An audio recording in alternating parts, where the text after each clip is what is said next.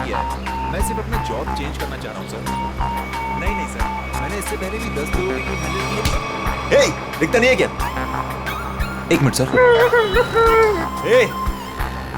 क्या है ये? आपने मेरा लॉलीपॉप गिरा दिया अंकल। अंकल? मैं तुझे अंकल दिखता हूँ? अपने से बड़े को तो अंकल ही बोलते हैं ना अंकल। अंकल? फिर से अंकल बोला? दिमाग खराब है क्या तेरा? आपने मेरा लॉलीपॉप गिराया, आप मुझे लॉलीपॉप दिलाए। चल छोड़ ना, जा अपना काम कर। अंकल लेकिन हाँ, सर। लॉलीपॉप गिरा दिया। अंकल, ये अंकल ने ना मेरा लॉलीपॉप गिरा दिया। अंकल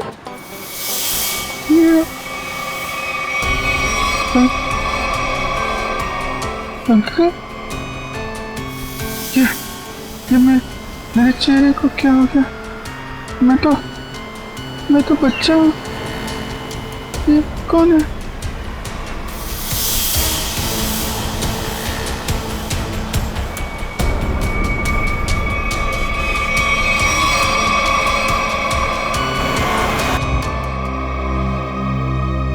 अभिजीत, क्या सोच रहे हो?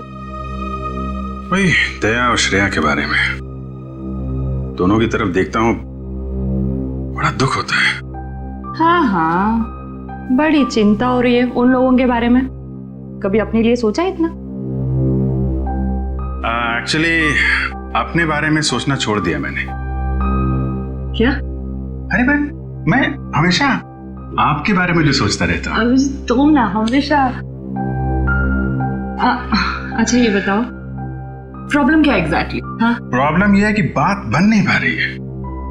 मैंने श्रेया से भी बात की थी, दया से भी, दोनों आपस में बात भी की। पता नहीं क्या बहस वहस हो गई दोनों के बीच में और बात बनते बनते रह गई। इस सिचुएशन को कैसे हैंडल करना है मैं अच्छी तरह जानती हूँ। आप इसके बीच में आकर परेशान मत होइए। क्यों? परेशान क्यों ना हो? आप क्यों परेशान होना चाहते हैं? क्योंकि मुझे तुम्हारी चिंता है, मुझे तुम्हारी फिक्र है। किस रिश्ते से? वो एक दोस्त की हैसियत से। तो इसमें प्रॉब्लम क्या है? सिंपल है, दोनों को ज्यादा मिलना चाहिए, बातचीत करनी चाहिए, टाइम स्पेंड करना चाहिए। वही तो, टाइम कहाँ है हमारे पास? केस में ऐसे उलझे रहते हैं कि पर्सनल बातों के लिए टाइम मिलता ही नहीं है। तो 29 अगस्त? हाँ? 29 अगस्त? अभिजीत, 29 अगस्त। ओह, अच्छा 29 अगस्त आपका बर्थडे। क्या बात है तारिका जी, केस सॉल्व है? हेलो,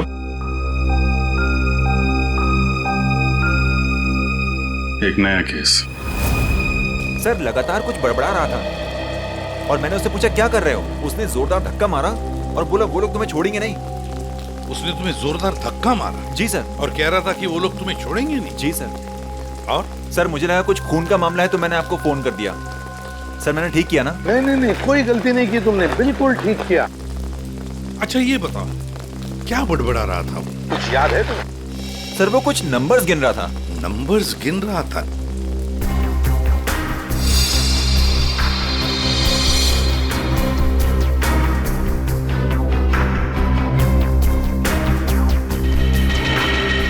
हाँ अभिजीत, क्या लगता है? बॉडी पे बाहर तो कोई घाव नहीं है और जहर का भी कोई निशान नहीं दिख रहा है, लेकिन ये देखिए यहाँ पे सर, इसके ये माथे पे दोनों तरफ ये निशान दिख रहा है। बिल्कुल एक जैसे निशान है, एक ही जगह पे, जैसे किसी चीज को बहुत देर तक यहाँ पे लगा के रखा था। हो सकता है किसी हेडफोन वगैरह का निशान है। नहीं, हेडफोन वगैरह का निशान नहीं है ये। ऐसा तो नहीं इसकी मौत की वजह ये निशान ही हो सकता है, ये बिल्कुल हो सकता है। सर आप रेडी? इसकी उंगलियां देखिए सर, सिर्फ इसी उंगली को मट्टी लगी है। हाँ तो सर ये नंबर देखिए सर, ऐसा लगता है कि इसी उंगली से ये नंबर लिखे। 481623 4,81,630। सर यही नंबर बड़बड़ा रहा था। सर कोई फोन नंबर, अकाउंट नंबर या पासवर्ड? जो भी हो अभिजीत, बड़ा इंपॉर्टेंट नंबर है ये, वरना ये आदमी मरते वक्त ये नंबर लिख के नहीं जाता। 481623। सर हाँ सर, इसकी जेब में वॉलेट मिला है सर, बहुत सारा कैश है।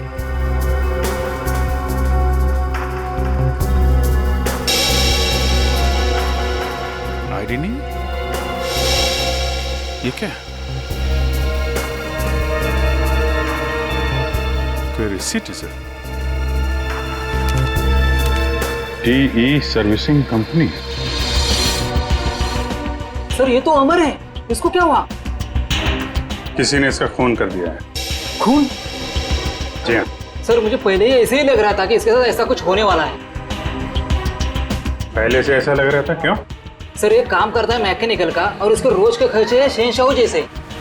उसका पैसे से बटवा हमेशा भरा हुआ रहता था।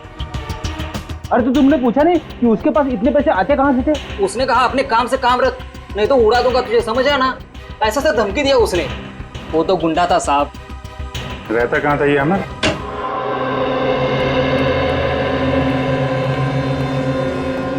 पूरा घर छान मारो, देखो कोई ऐसी चीज मिलती है क्या जो अमर की मौत से जुड़ी हुई हो।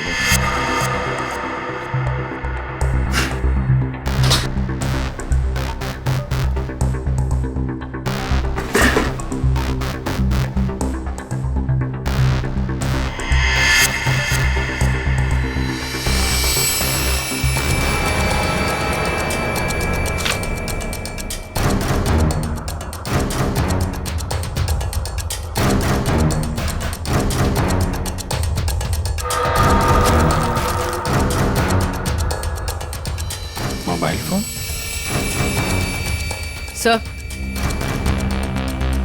सर ये जेवर और ये पैसे। बहुत बड़ा घोटालेबाज था ये।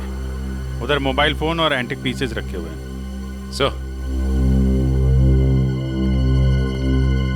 सर यहाँ ताला खोलने और ताला तोड़ने का सारा सामान मौजूद है, ये देखिए।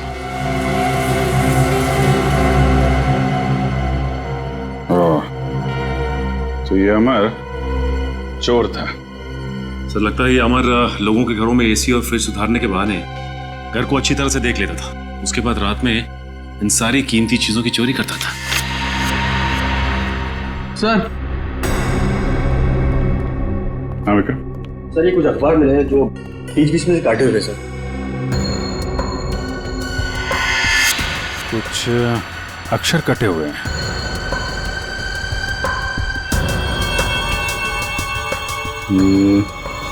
ऐसे तो आदमी तभी करता है जब उसे किसी को कुछ लिख के भेजना होता है, लेकिन अपनी लिखावट और पहचान छिपानी होती है। सर हो सकता है अमर किसी को ब्लैकमेल कर रहा हो। तो कहीं ये ब्लैकमेलिंग ये उसकी मौत की वजह तो नहीं? सर अमर ने इन अक्षरों से लिखा क्या होगा? तो सारे एक बार ब्यूरो लेके चलते हैं, वहीं पता चलेगा कि अमर ने कौन से अक्षर से क्या लिखा था। इसके शरीर पर ना तो किसी किस्म के कोई चोट का निशान है, ना कोई जहर का कुछ अंश मिला है, और ना ये पता लगा कि इसे कोई हार्ट अटैक तो नहीं हुआ, कुछ नहीं। बस इसके दिल ने अचानक काम करना बंद कर दिया। तो दिल ने काम करना क्यों बंद कर दिया, इसकी वजह भी समझ में नहीं आई। लेकिन इसके सर के बालों के बीच हमें जरूर ऐसा कुछ मिला है, एक ऐसा निशान जो बहुत चौंकाने वाला है।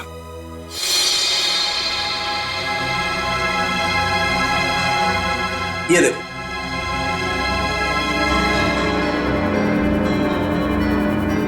देख रहा है? गौर से देखो।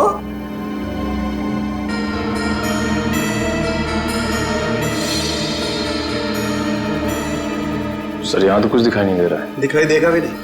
हाँ, ये निशान नंगी आंख से तो क्या, साधारण मैग्नीफाइंग ग्लास से भी दिखाई नहीं देगा। ये निशान आप लोगों को कहां दिखाई देगा मैं बताता हूं, आइए मेरे साथ। यहां देखिए ये निशान, देखिए ये छोटा सा माइन्यूट सा निशान 100 टाइम्स मैग्नीफाई किया है, तब जाकर के निशान दिखाई दिया है। 100 टाइम्स?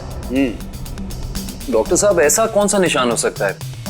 कहीं ऐसा तो नहीं कि किसी सर्जन ने बड़ी बारीकी से इस पे सर्जरी करके? नहीं कर। इतनी बारीक सर्जरी दुनिया में हो नहीं सकती है। इतना बारीक निशान किसी औजार से नहीं बन सकता है। लेकिन हाँ, इसके सर में ये निशान है। इसका मतलब कोई बहुत ही पतली, बहुत ही माइन्यूट, बारीक सी चीज इसके सर में या तो घुसी है या फिर घुसाई गई।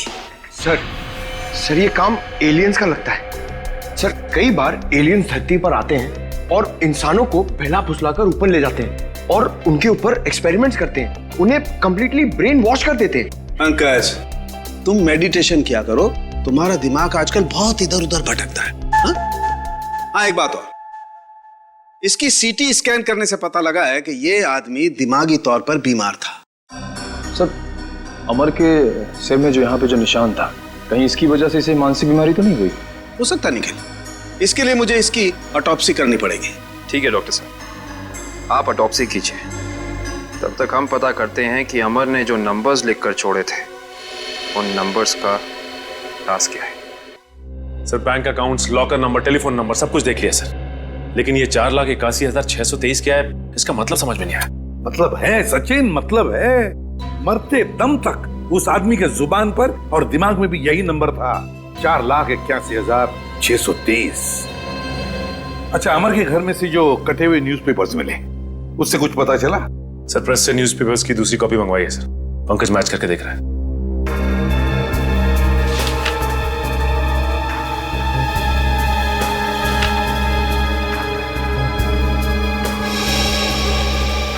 Ishita, Rajmahal, behind 11 PM।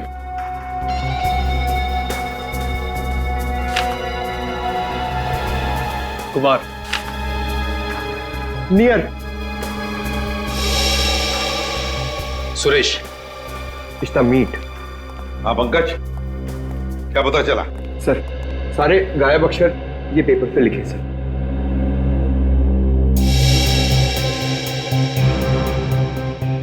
Rajmahal behind me is near 11 PM which meet Suresh, your Kumar।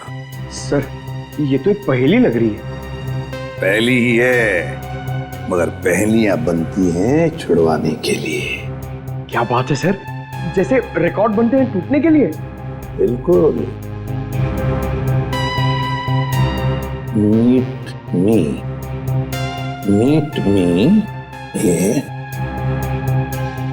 Eight Rajmahal restaurant, है ना? राजमहल रेस्टोरेंट बिहाइंड क्या हो सकता है? 11 PM हो सकता है। Meet me at 11 PM behind Rajmahal restaurant. Meet me at Rajmahal restaurant. चलो एक सेंटेंस तो बन गया। विच चीज नियर, बताओ पंकज, क्या हो सकता है? ये योर। हाँ बिल्कुल बिल्कुल सही Pankaj, thank you. Which is near your building. हो गया। Suresh Kumar, meet me at 11 PM behind Rajmahal restaurant which is near your building. Sir ये राजमहल रेस्टोरेंट तो अंधेरी का एक रेस्टोरेंट है, बहुत ही फेमस रेस्टोरेंट सर। तो फिर सचिन, इस राजमहल रेस्टोरेंट के पास रहने वाले सुरेश कुमार के बारे में पूरा पता लगाओ। सुरेश कुमार।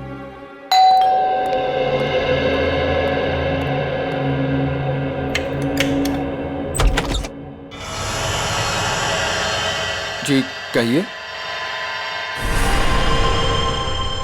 कौन है आप? क्या चाहते हैं? पैसा, ढेर सारा पैसा। हेलो हेलो, कौन हो तुम और क्यों दूं मैं तुम्हें पैसा? हाँ? अमर को क्यों दिए थे? अमर को? हाँ, सब पता है मुझे। जी, वो मुझे ब्लैकमेल कर रहा था। और इसीलिए तुमने अमर का खून कर दिया? क्या? खून? देखिए, मैंने किसी का खून नहीं किया है। झूठ!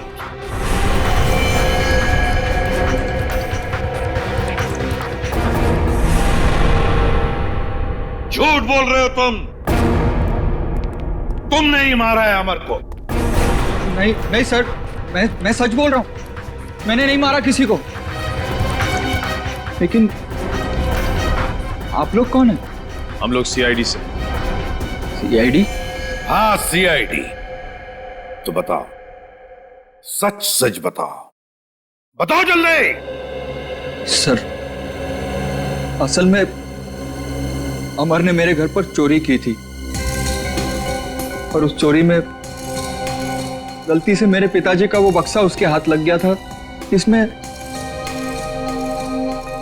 उनके गैर कानूनी ढंग से किए गए कामों के कागजात थे। और उन कागजातों को लेकर अमर तुम्हें ब्लैकमेल कर रहा था।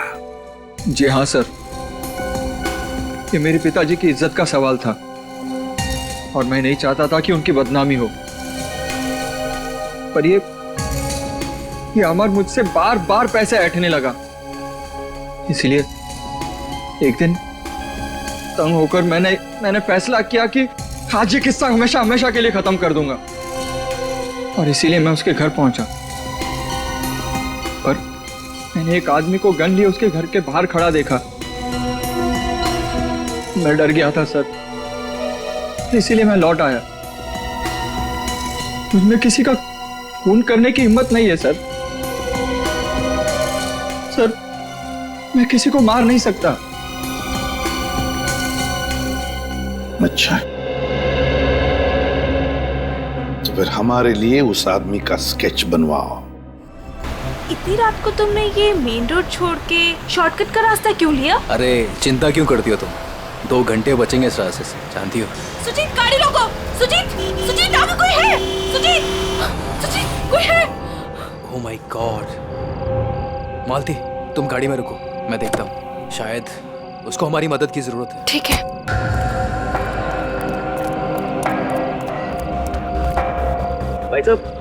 भाई साहब, उठो भाई साहब, क्या हुआ? भाई साहब, उठो भाई साहब।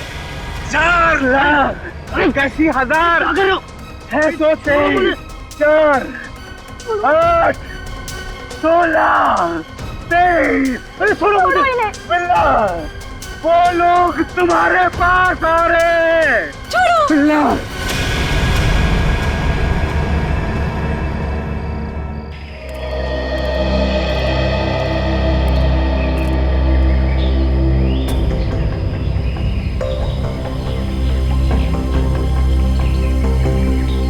बॉडी पे तो कहीं घाव का निशान नहीं दिख रहा है।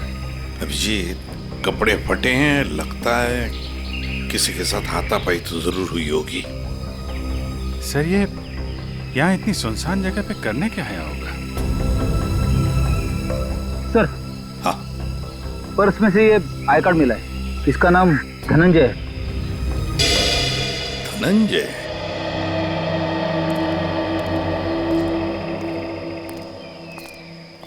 एक बार जरा डिटेल में बताइए, क्या हुआ था? हाँ सर, ये आदमी रोड पे मुंह के बल गिरा हुआ था। मैंने इसकी हेल्प करने की कोशिश की, लेकिन इसने मुझ पर हमला कर दिया सर। और हाँ सर, ये कुछ नंबर भी बड़बड़ा रहा था। नंबर? अमर भी तो नंबर ही बड़बड़ा रहा था। हाँ। 48163। हाँ। ये 4,81,623 ऐसा कुछ? जी, हाँ सर, यही नंबर था। अच्छा, अब इसके अलावा कुछ और बोल रहा था, बड़बड़ा रहा था? हाँ सर, वो काफी डरा हुआ था और चिल्लाकर बोल रहा था, बिल्ला, वो लोग आ रहे हैं। बिल्ला? सर, बिल्ला, ये नाम मैंने पहले कहीं सुना है सर। अच्छा, अभिजीत, एक काम करो, इस धनंजय का पूरा पता लगाओ और इस बिल्ला की पूरी कुंडली निकालो।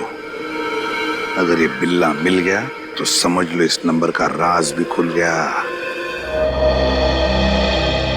रघु, हमें बिल्ला के बारे में तुमसे कुछ जानकारी चाहिए। रघु, हम तुमसे कुछ पूछ रहे हैं। हाँ रघु, हम सीआईडी से हैं और हमारा ये जानना बहुत जरूरी है कि बिल्ला इस जेल से फरार क्यों हुआ।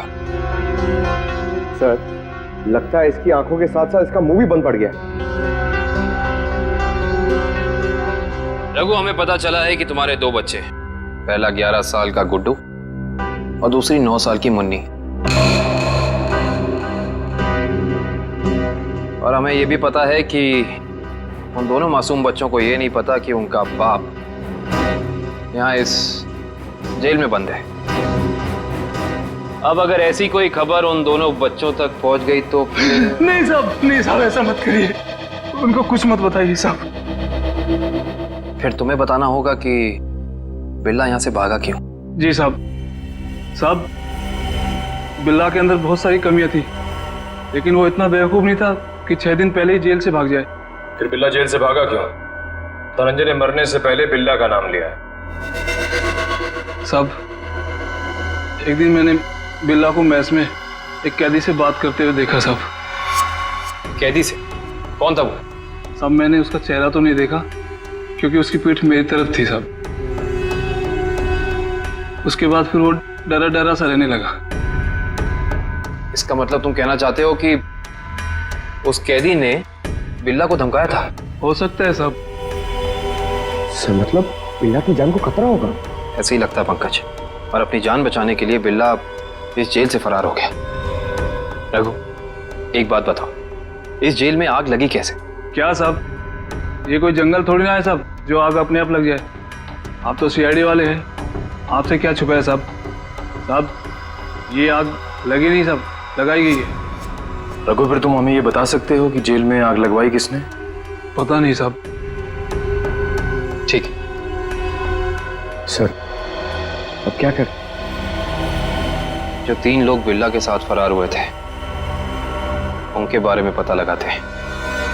बस, मैंने उन दोनों की ऑटोप्सी की है और ऑटोप्सी से पता लगा है कि उन दोनों के दिमाग में परजीवी कीड़े, पैरासिटिक वर्म्स के अंश मिले। परजीवी कीड़े? हाँ, ये कीड़े बहुत ही खतरनाक होते हैं। छोटे से छोटे, माइन्यूट से माइन्यूट घाव के जरिए भी शरीर के अंदर घुसकर दिमाग तक पहुंच जाते हैं और दिमाग को खोखला कर देते हैं। मगर सालुंखे, ये कीड़े आते कहां से हैं? बस अधिकतर ये कीड़े रुके हुए पानी में किसी पोखर में मिलते हैं, लेकिन हर पोखर में भी नहीं मिल सकते। देख सालुंखे, ये मौत नहीं है, खून है, खून। कहीं से तो आए होंगे ना ये कीड़े, कहीं पर से तो। एक जगह है बॉस। कहां से? शहर में एक ऐसी लेबोरेटरी है जो अपनी रिसर्च के लिए इस तरीके के कीड़े अपने पास रखती है। Research laboratory? तो फिर इस लेबोरेटरी के बारे में पता लगाना पड़ेगा, उन्हीं से पता चलेगा इन कीड़ों के बारे में। सर, बिल्ला। सर, ये देखिए, सुरेश ने उस आदमी का स्केच बना दिया जो अमर के घर के बाहर खड़ा था। तो फिर बस स्केच की कॉपीज बनाओ और सारे पुलिस स्टेशन और चेक नाकों पर भेज दो और कहो उनसे जहां पर भी आदमी दिखे उठाओ उसे। सर, ये उन तीनों की फाइल है जो बिल्ला के साथ यहाँ से फरार हुए।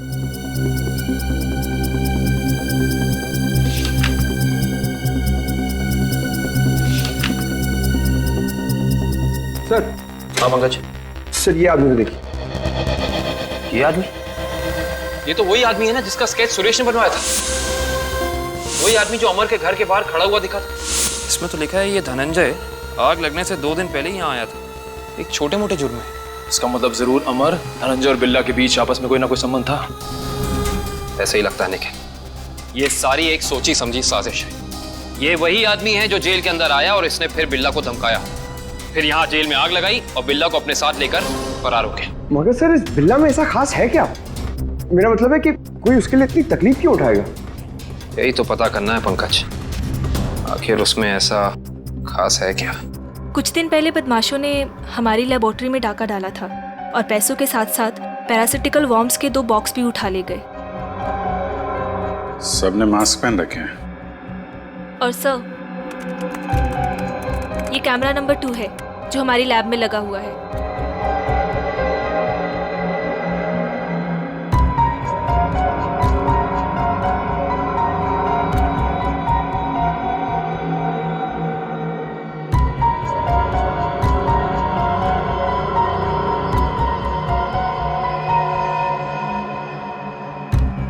जरा ये फुटेज दोबारा चलाना और स्लो मोशन में।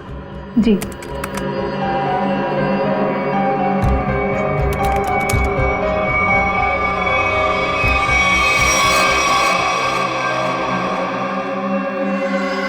इसने तो अपने आप को भी चोट पहुंचाई।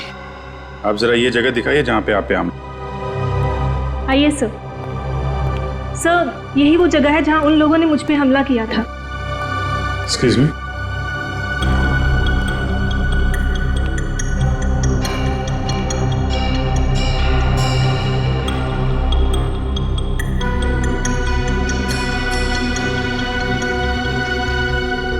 सर, इस जगह को तो अच्छी तरह से साफ कर दिया गया है, खून के निशान कहीं भी नजर नहीं आ रहे। अगर इस जगह को साफ नहीं किया होता तो खून के जरिए अपराधी जरूर पकड़ा जाता।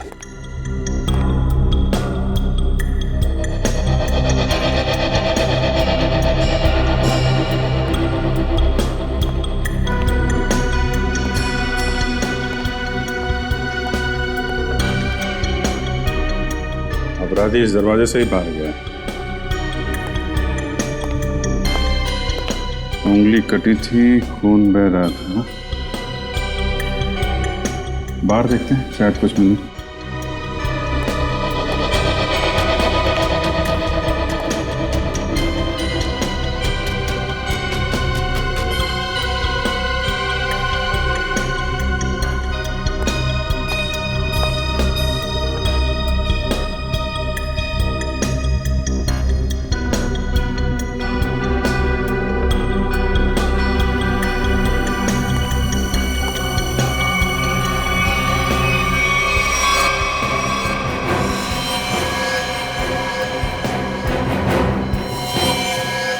ये देखो,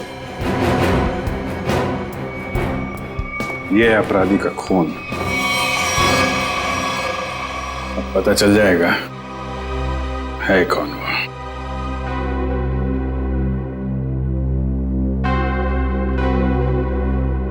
हाँ, तो ये बात है, चोर चोरी से जाए लेकिन सीना चोरी से ना जाए। लगता है इतने सालों से ये बिल में छिपा बैठा था, अब जाके बिल से बाहर निकला है। सचिन, क्या कहते हैं forensic report? Sir, research centre से मिले खून का डीएनए एक पुराने मुजरिम से मैच कर गया है सर। 18 साल पहले ये मुजरिम एक खतरनाक गिरोह के लिए काम करता था, उसके बाद इसका कोई पता नहीं चला सर। अच्छा, और सर, इस गिरोह के वेयरहाउस पे छापा पड़ा था पुलिस का, जिस छापे में कुछ लोग मारे गए और कुछ पकड़े गए, और बाकी तस्करी का सामान भी बरामद हुआ। उसके बाद सर ये गिरोह टूट गया। तो क्या 18 साल के बाद में नई गैंग बना ली इन लोगों ने? लूट मार और खून खराबा शुरू कर दिया। सर, हाँ सर, एक मिनट इधर आइए। सर, ये उस समय की केस फाइल है सर, और ये कुछ फोटोग्राफ से उस पुलिस के छापे गए।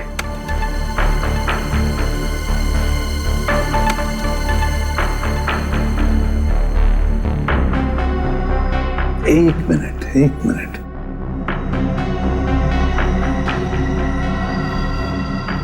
ध्यान से देखो सचिन। हाँ सर, ये वही नंबर है जो धनंजय और अमर मरने से पहले दोहरा रहे थे सर। एग्जैक्टली। ये सारा खून का खेल इसी नंबर से जुड़ा हुआ है, इसी नंबर से, इसी बक्से से जिसका नंबर है 4,81,623।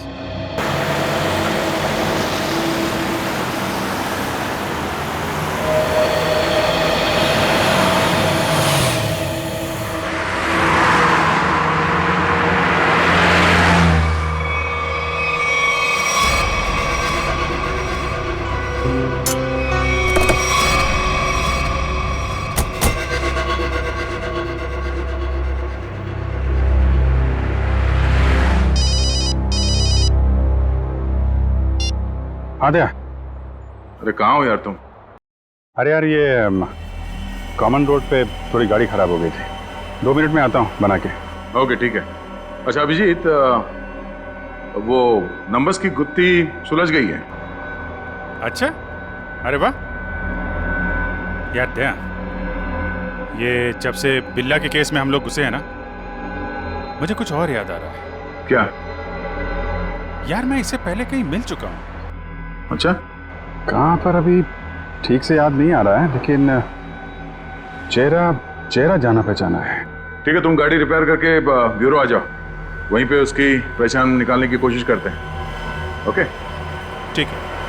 अरे दया, मैं इसे सीआईडी ज्वाइन करने से पहले मिला था। अच्छा, इसने Abhijit, Abhijit, Abhijit, hello hello.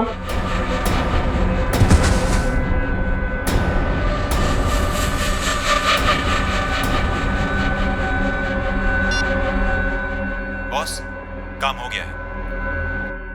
Hello, ये अभिजीत की आवाज तो नहीं थी, किसी और की आवाज थी। आवाज क्लियर नहीं थी। ये कहीं किडनैपर्स की आवाज तो नहीं?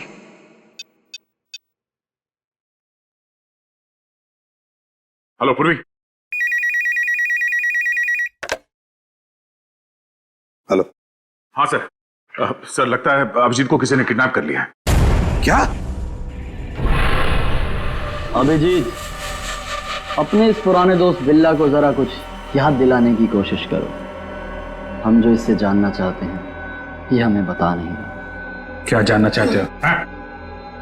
अभिजीत, समझने की कोशिश करो अभिजीत।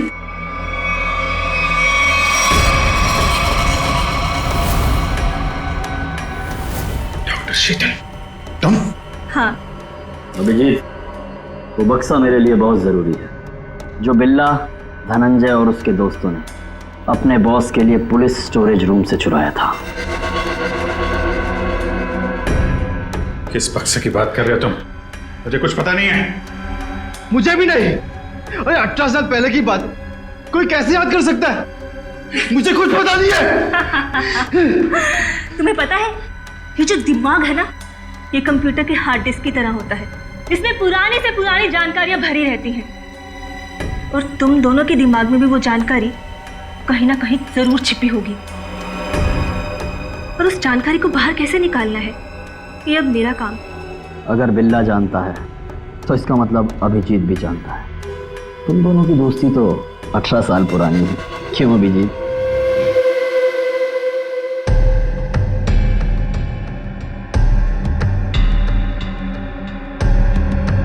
क्या ये सब? क्या ये? कुछ नहीं, बस तुम्हें इलेक्ट्रिक शॉक देने की तैयारी हो रही है। अगर तुम्हें शॉक नहीं दूंगी तो पता कैसे चलेगा जो हमें चाहिए?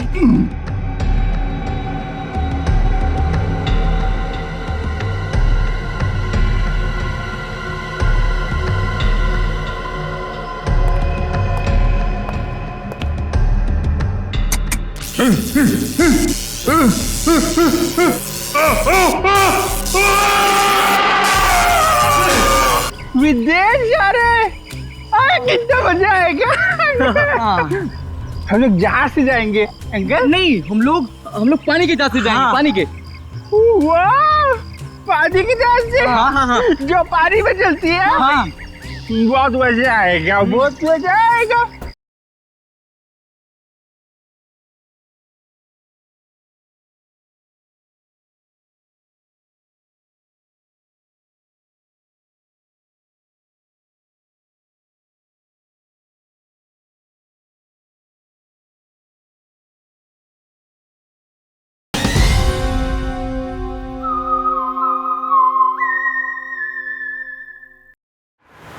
सर, आपने जो फोन पे दूसरी आवाज सुनी थी वो पूर्वी ने क्लीन करके भेजी है।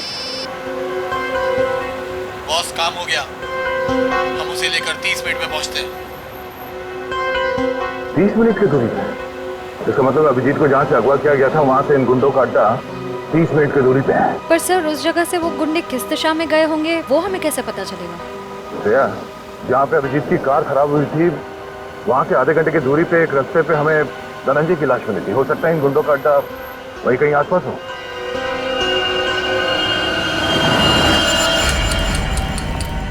तुमने तो बहुत जल्दी हार मान ली अभिजीत, पर हम लोग हार नहीं मानने वाले जब तक हम अपने मतलब की जानकारी हासिल नहीं कर लेते।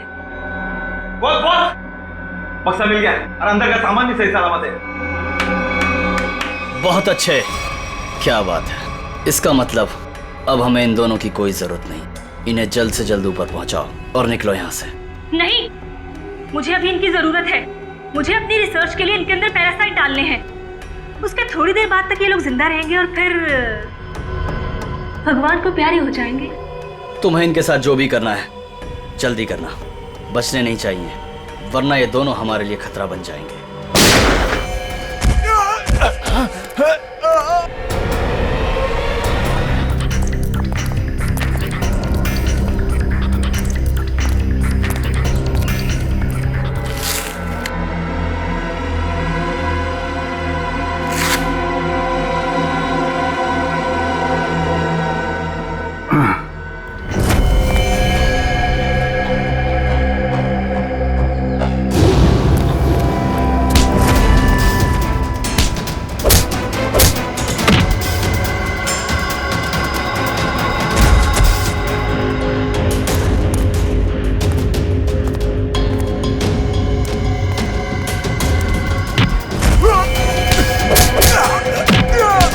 सही सी बता दे अभिजीत सर कहाँ पे है?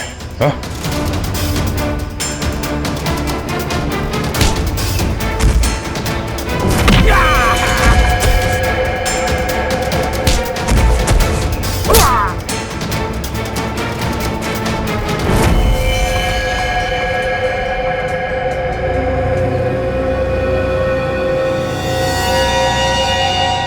ये तो बिल्ला है, बिल्ला बिल्ला। इसे भी अस्पताल ले जाना होगा। ये अभिजीत कहाँ गया?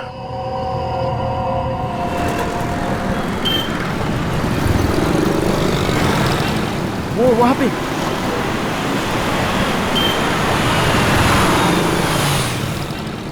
अभिजीत, कहाँ जा रहे हो अभिजीत?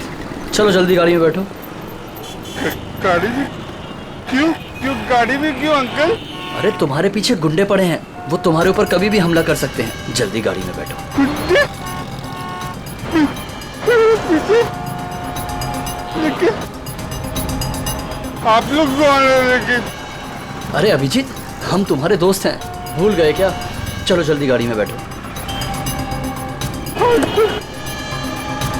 लेकिन मेरा लॉलीपॉप गिर गया अंकल। अरे जल्दी आओ, मैं तुम्हें नया लॉलीपॉप दे दूंगा और आइसक्रीम भी दूंगा तुम्हें।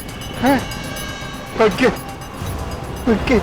चलो जल्दी निकलो यहाँ से।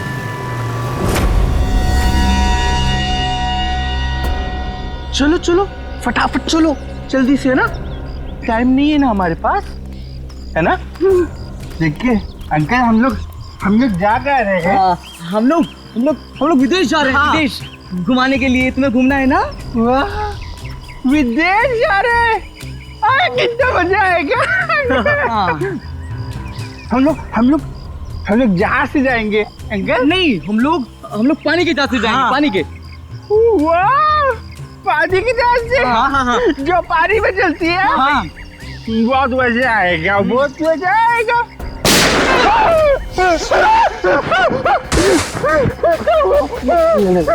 लगता दुश्मन आ गई।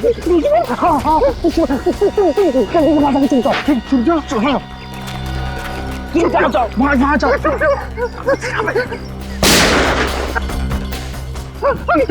अंकल आप भी चुप जाओ। जाओ। अभिजीत,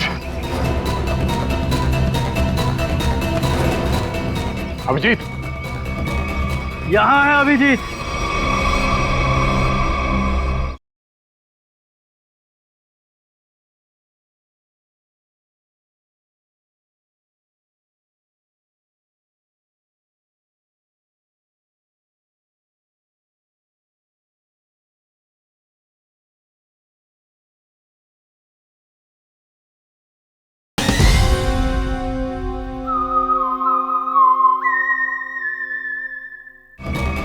यहाँ है अभिजीत,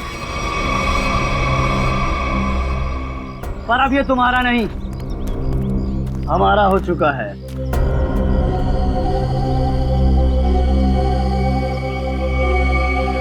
इंस्पेक्टर विजय, तुम?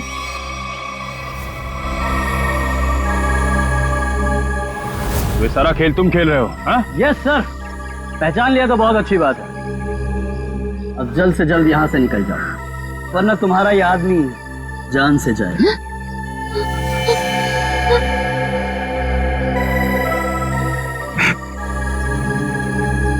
विजय, तुमने अभिजीत को नहीं, अपनी मौत को रखा अपने पास। तेरी फालतू बकवास सुनने का मेरे पास टाइम नहीं। फटाफट मुझे निकलने का रास्ता दो। हाँ, जाने दो हमको। हम लोग विदेश जा रहे हैं अंकल, पानी के जहाज से। सर, ये अभिजीत सर को क्या हो गया? सुना नहीं? बंदूक नीचे, वरना नीचे रखो, रखो नीचे, नहीं तो ये अंकल मुझे मार देंगे। नीचे रखो, रखो रखो नीचे, नीचे रखो, नीचे नीचे रखो, नीचे।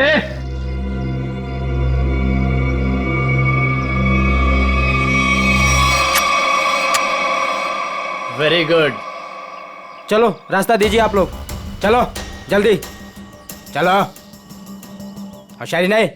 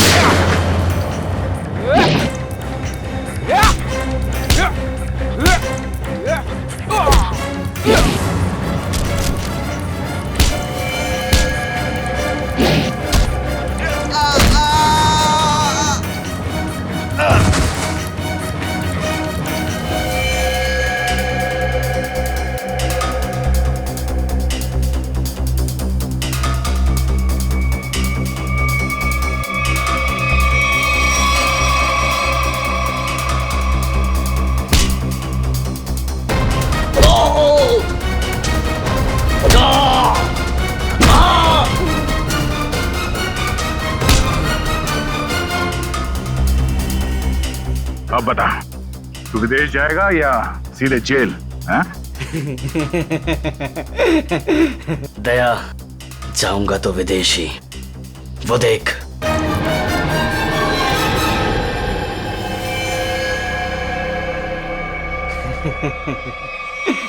अभिजीत, छोड़ दो मेरे दोस्त को, छोड़ दो, नहीं तो मैं गोली चला दूंगा, मैं मार दूंगा, मैं गोली मार दूंगा। अभिजीत, ये तुम्हारा दोस्त नहीं है, ये दुश्मन है।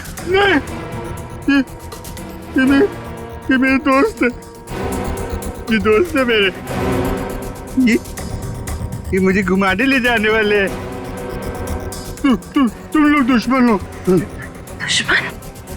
मुझे पता चल गया। तुम लोग मुझे मारने आए हो।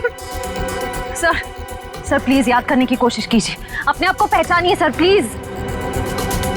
हम तुम्हारे दोस्त हैं। तुम एक सीआईडी ऑफिसर हो जी? नहीं, अभिजीत तू गोली चला, ये झूठ बोल रहा है। तुम गोली चलाओ, हमें विदेश जाना। अभिजीत गोली चलाओ, भूल दो सबको।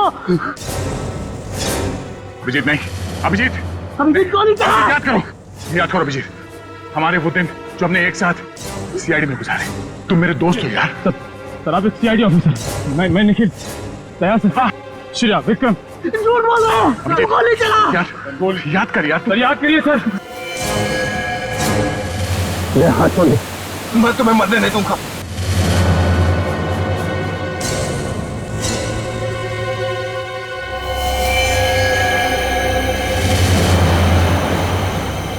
कल मेरी जरूरत पड़े तो याद करना। दोस्त नहीं, भाई हूं मैं तुम्हारा।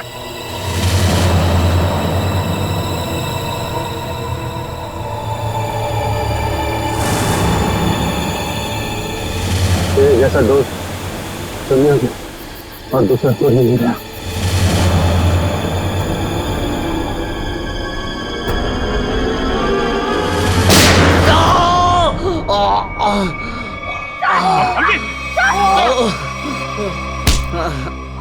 सर कुछ नहीं हुआ, गोली सिर्फ पैर पे लगी है। बता क्यों किया तूने ऐसा? हाँ? लालच सर, 100 करोड़ का लालच।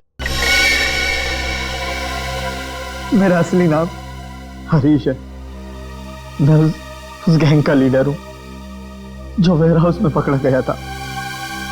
18 साल पहले मुझे जेल हो गई थी। फिर तुम पुलिस डिपार्टमेंट में ऑफिसर कैसे बन गए? मैं अपना हुलिया और पहचान बदलकर उस पुलिस वाले की जगह पुलिस डिपार्टमेंट में घुस गया, जिसका तबादला दूसरे शहर से हुआ था। और फिर तुमने उस बेचारे पुलिस ऑफिसर को अपने रास्ते से हटा दिया और उसकी जगह ले ली। हाँ सर, मुझे दुश्मन गैंग के लोगों की पूरी जानकारी चाहिए थी। और फिर जेल से छूटने के बाद उस बक्से के नंबर के जरिए तुम उस बक्से को हासिल करने की कोशिश में लग गए। उस बक्से में 100 करोड़ के ड्रग्स थे। काफी समय बीत चुका था, लोग कुछ बता नहीं पा रहे थे, इसलिए उनकी याददाश्त वापस लाने के लिए तुमने डॉक्टर शीतल के एक्सपेरिमेंट का इस्तेमाल किया उन पर। हाँ सर, और वो एक्सपेरिमेंट कामयाब भी हो रहे थे। हमें बिल्ला के जरिए पता लग गया था वो बक्सा कहाँ रखा था। और अमर कैसे फंस गया तुम्हारी जाल में?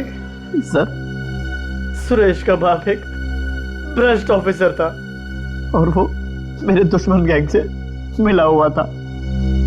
उसने उनके साथ अपनी कुछ तस्वीरें और एक नोटबुक अपने घर में रखी हुई थी, जिसे गलती से सुरेश के घर से अमर ने चुरा लिया था।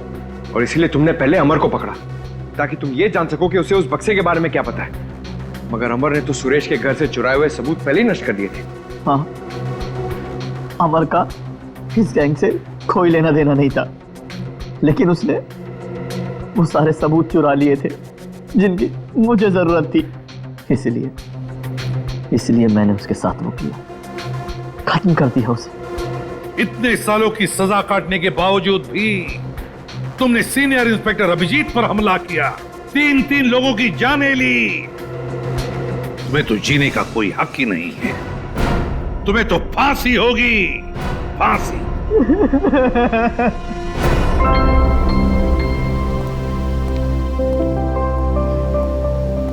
अभी सब ठीक है ना? Many happy returns of the day. Oh, Daya? That's you. Thank you. Happy birthday. Thank you so much. This is beautiful. Thanks. ये कोई नजर नहीं आ रहा? अभिजीत आया नहीं क्या? अरे यार, मैं यहाँ हूँ भाई। ये लो। बैठो बॉस। अरे तारिका जी का बर्थडे और मैं फिट ना हूँ? अच्छा दया, श्रेया नहीं आई? अरे दया आ गया तो श्रेया भी आती होगी। हाँ वो तो नहीं यार, वो हमारी पिछली मुलाकात कुछ ठीक नहीं रही। हाँ। बस तो अरे सब ठीक हो जाएगा यार। आज वो यहाँ आएगी ना तो उसे अपने दिल की बात बोल ही देना। क्यों? यस, इस बार तो एकदम।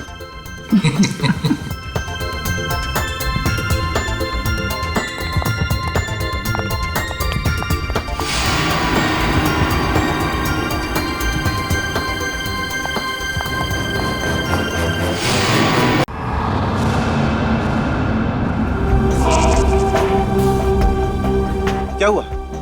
मौत को इतना नजदीक देखने से पांव कांपने लगे। एसीपी आज तक अपनी मौत को अपनी हथेली पर लेकर ही चला है, समझे? मौत से कभी डरा नहीं है वो। इतनी बड़ी बड़ी बातें हैं, अब बातों का वक्त नहीं है, अब एक्शन का वक्त है। कूदो एसीपी, छलांग लगाओ। 1 मिनट, लेकिन तुम पर कैसे विश्वास कर सकता हूँ कि मेरे कूदने के बाद तुम इन तीनों को छोड़ दोगे? तुम्हारे पास और कोई चारा भी नहीं। कूदो एसीपी।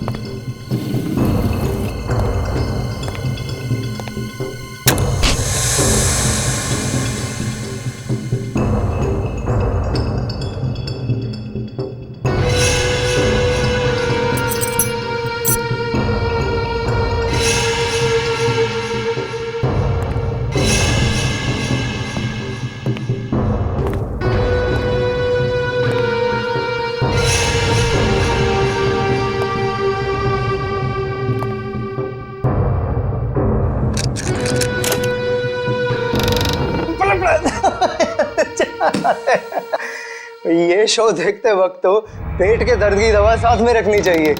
हंसते हंसते पेट दर्द हो गया।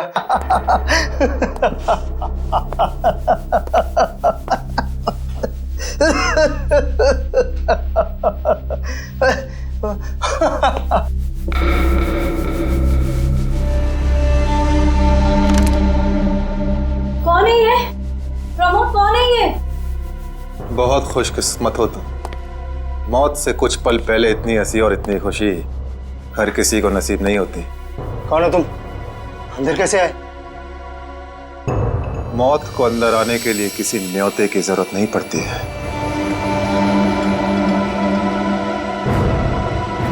ये क्या कर रहे हो? मैंने क्या बिगाड़ा तुम्हारा? तो रुक जरा, पुलिस को। Happy birthday Tarika. Thank you Shreya. Thank you. Many happy returns of the day. Thank you Siddharth. बहुत खूबसूरत फूल है। श्रेया की चॉइस है। हाँ वो तो है, श्रेया की चॉइस तो कभी गलत हो ही नहीं सकती। हाय सिद्धार्थ। हेलो। हाय श्रेया। हाय पूर्वी। काफी देर कर दी आने में। बस थोड़ा ट्रैफिक मिल गया रास्ते में। अरे फ्रेडी सर, ये गपागप खा रहे हो? आप तो बोल रहे थे डाइटिंग कर रहे हो। डाइटिंग ही तो कर रहा हूँ। इसके पहले तो मैं 5-5 प्लेटें एक साथ खा जाता था। क्या बात कर रहे हो? हमारे प्लान पे तो पानी फिर गया अभिजीत। अरे ऐसे कैसे? कुछ ना कुछ तो करूंगा मैं। कैसे? हृदय, उस कमरे में तुम्हारा कोई वेट कर रहा है। मेरा वेट कर रहा है? हाँ, कौन? तुम जाओ तो सही। अरे जाओ।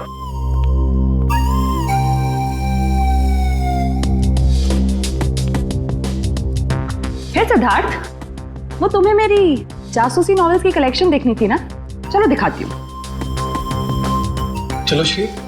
अरे कभी तो श्रेया को अकेले छोड़ो। ऐसी कोई बात नहीं है ना? चलो। इट्स ओके सिद्धार्थ, जाओ तो। चलो।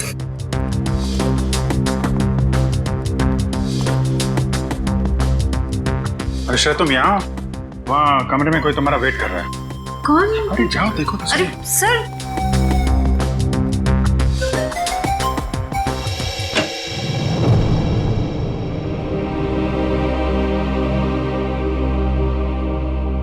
श्रेया, अच्छा किया तुम सिद्धार्थ को अपने साथ यहाँ ले आई। I am very sorry. उस दिन मैंने आपके साथ बहुत बुरा बिहेव किया था।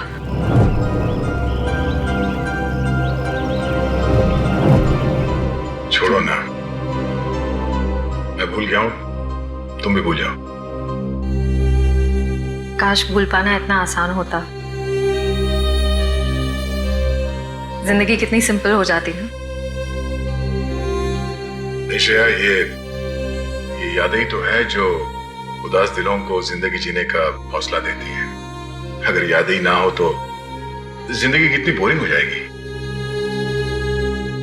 तो क्या तुमने सिद्धार्थ से शादी करने का फैसला कर लिया? मेरा दिल कुछ और कह रहा है, दिमाग कुछ और।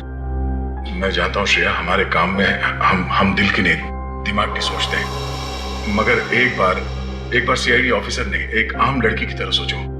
दिल का इस्तेमाल करो, उसकी आवाज सुनो। मेरे दिल में तो एक ही इंसान का नाम गूंजता रहता है, और वो नाम है श्रेया। सिद्धार्थ। सिद्धार्थ प्लीज, सिद्धार्थ मेरी बात तो सुनो प्लीज। अब सुनने को बाकी क्या रह गया? पूरी हकीकत मैंने अपनी आंखों से देख ली है। तुम दया से प्यार करती हो ना?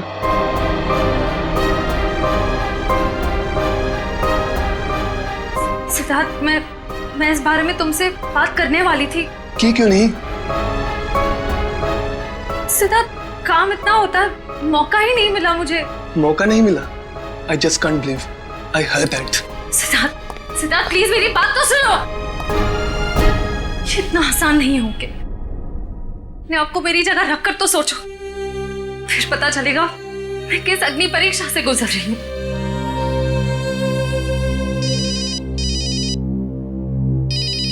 हेलो, कौन? सर, दोनों पति पत्नी थे, प्रमोद और शांति। सर हमने कभी सपने में भी नहीं सोचा था कि हमारे होटल में ऐसा कुछ होगा।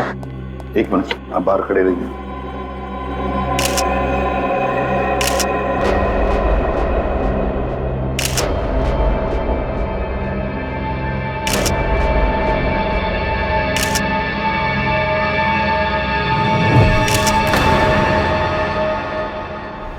माय गॉड, दोनों की लाशें ऐसी इस अवस्था में।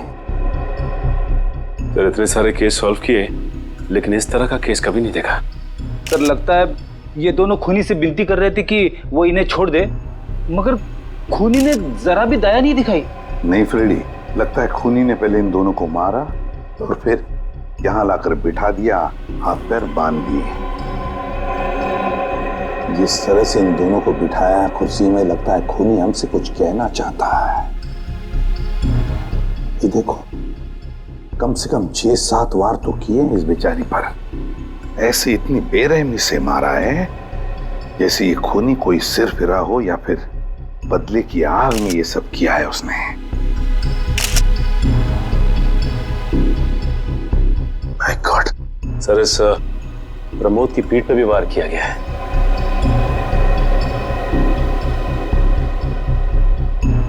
क्या हुआ? सर इसकी सांसें चल रही है, जिंदा ही। प्रमोद जिंदा है? तुम्हें जल्दी से इसे हॉस्पिटल ले जाओ, इसका जिंदा रहना बहुत जरूरी है। संभाल के, सुन के चल। आजा।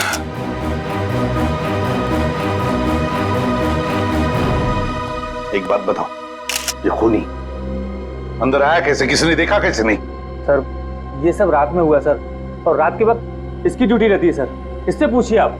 कैसे हुआ ये सब? सर कुछ देर के लिए मेरी आंख लग गई थी रिसेप्शन डेस्क के ऊपर। तुम्हें शर्म नहीं आती ये कहते हुए कि तुम्हारी आंख लगी थी ड्यूटी पर? Sorry sir. एक बात बताओ, ये दोनों प्रमोद और शांति कब से रह रहे तुम्हारी होटल में? सर पिछले 6 दिनों से रह रहे थे और आगे भी 1 महीने रहने का प्लान था सर। क्यों, कुछ बताया इन्होंने? सर प्रमोद जी की नई नौकरी लगी थी, नासिक से इस शहर में नए आए थे, उन्हें अपना घर नहीं मिला, इसीलिए होटल में रह रहे थे सर।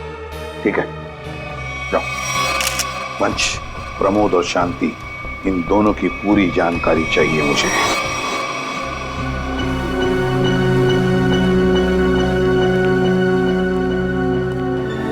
हाँ सचिन, ये प्रमोद कैसा है? सर डॉक्टर ने ऑपरेशन शुरू कर दिया है, थोड़ी देर में पता चल जाएगा सर। लगता है सचिन ये खूनी शांति को ही मारने आया था, प्रमोद को नहीं। देखो ना, उसने प्रमोद पर सिर्फ एक ही वार किया और फिर देखा तक नहीं कि वो जिंदा है या मर गया।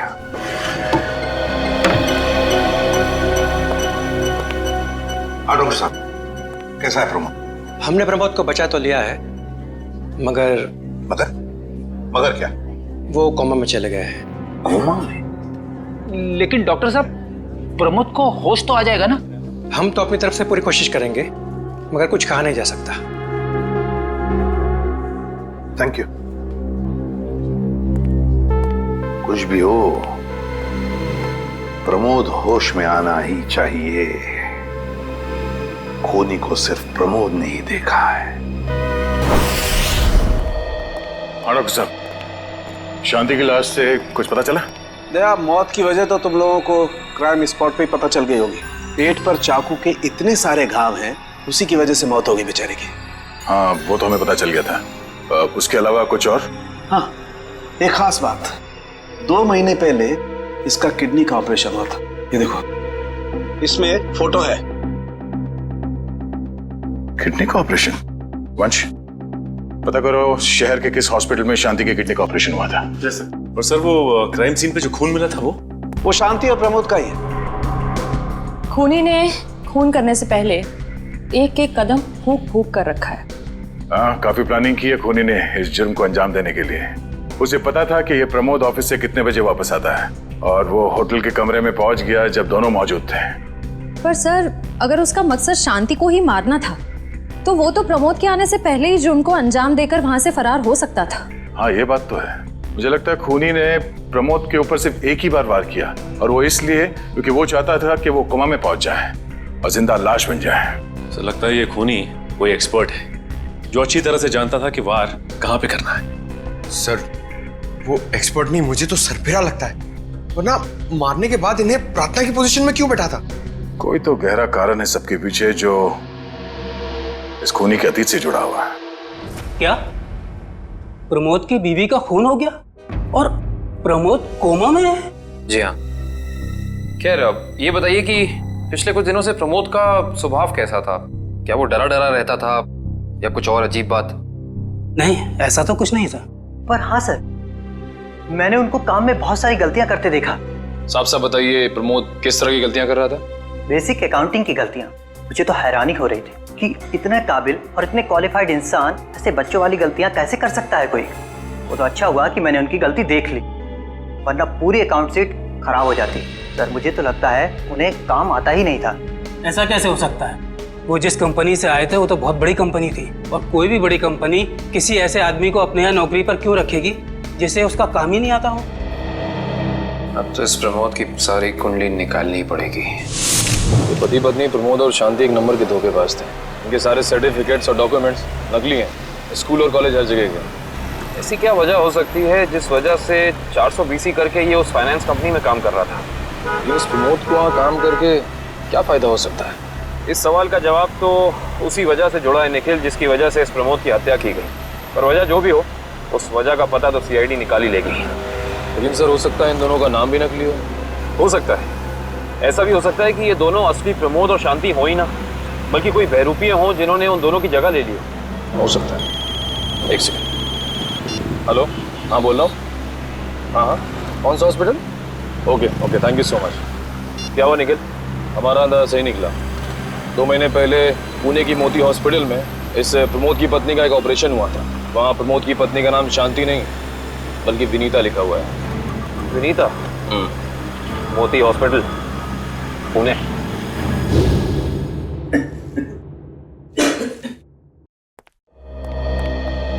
एक्सक्यूज मी, एक वक्त पे सिर्फ एक ही मरीज अंदर आएगा?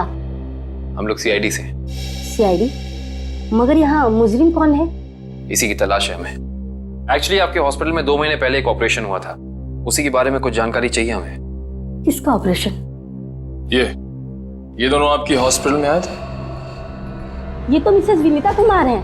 हाँ, मिसेस विनीता कुमार। और ये इनके पति, इनकी मौत हो गई? जी हाँ, विनीता कुमार का खून हो चुका है और उनके पति प्रमोद अब कोमा में है। डॉक्टर ये बताइए कि मिसेस विनीता कुमार ने किडनी का ऑपरेशन कराया था ना? जी हाँ। हम उसके मेडिकल रिपोर्ट्स देख सकते हैं? यहाँ पे तो पति का नाम त्रिलोक कुमार लिखा है।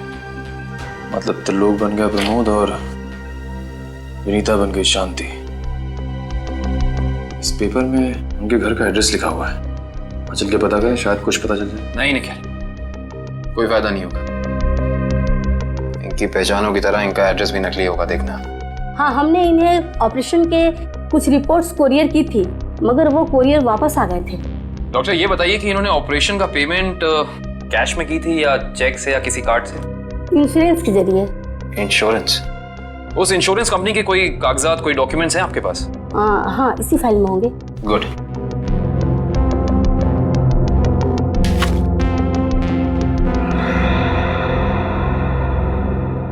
बिज हेल्थ इंश्योरेंस।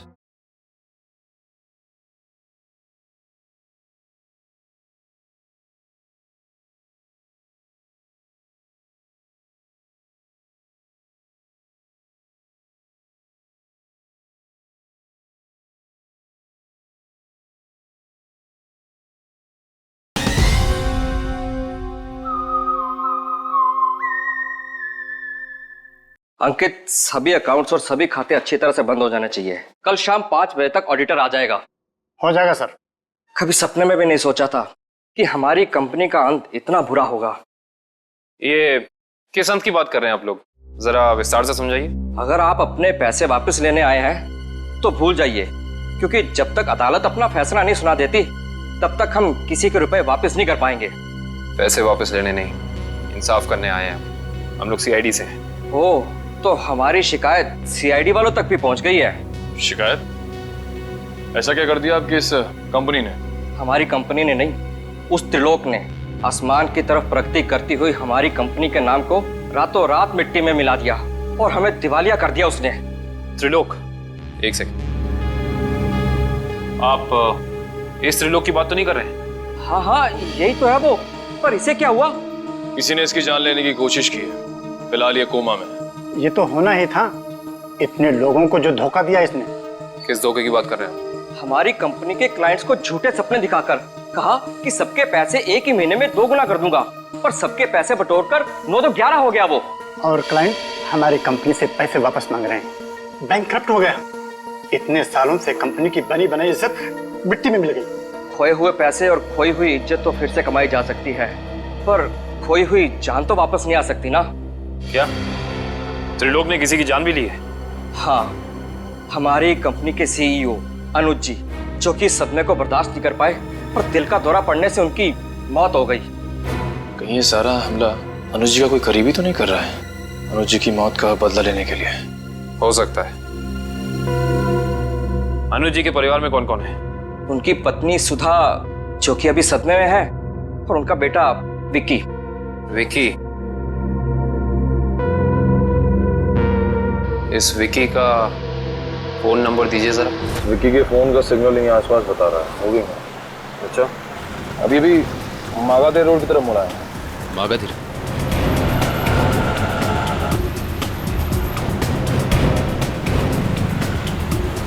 देखो सिग्नल कुछ पता चला? एक मिनट क्या हुआ? इस विक्की के फोन का सिग्नल यहीं आसपास बता रहा है। कहीं विक्की इस बाइक को तो नहीं? हाँ सर, हो सकता है ये विक्की है। चेक करते हैं।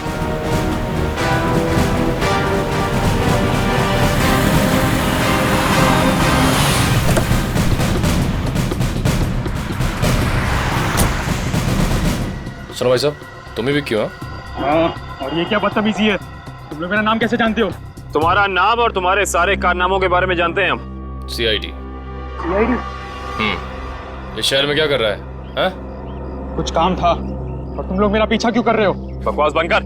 दो खून करके भाग रहा हो, कह रहा है सीआईडी पीछा क्यों कर रही है? मैंने कोई खून नहीं किया है। अच्छा, त्रिलोक और विनीता का खून नहीं किया तुमने? त्रिलोक और विनीता मर चुके हैं? ड्रामा बनकर अपना पूरा इतिहास है तेरा हमारे पास। उन दोनों ने तुमसे तुम्हारे पिता को छीना, उसका बदला लेने के लिए तुम यहाँ आए हो उनके पीछे। हाँ, मैं बदला लेने जरूर आया था, पर मैंने उनका खून नहीं किया। देख, सच बोल दे समझा, नहीं अपनी शक्ल नहीं पहचान पाएगा। मैं सच कह रहा हूँ, मैंने किसी तरह उनके बारे में पता किया। मैं उनके होटल भी गया था, मगर जैसे मैं उनके कमरे की तरफ जा रहा था, मैंने उनके कमरे में एक आदमी को जाते हुए देखा। कौन सा आदमी था वो? उसके चेहरे को ठीक से देख नहीं पाया मैं। तुम्हें जो भी याद है, जितना भी याद है, साफ साफ बताओ। कद लगभग 6 फीट, ओवरकोट पहना हुआ था उसने, और उसके बाल लंबे थे यहाँ तक। हाँ, और उसने एलिगेटर शूज पहने हुए थे। Alligator shoes? हेलो, एक और खून?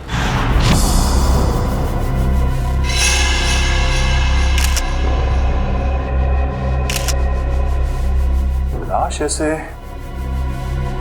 अजीब ढंग से क्यों बैठा है? कमाल है सर, पिछले वाले केस में खूनी ने उन दोनों को होटल में चाकू मारकर प्रार्थना वाली पोजीशन में बैठाया था, और इसे गोली मार के इस तरह से। लगता है दोनों का खूनी एक ही है।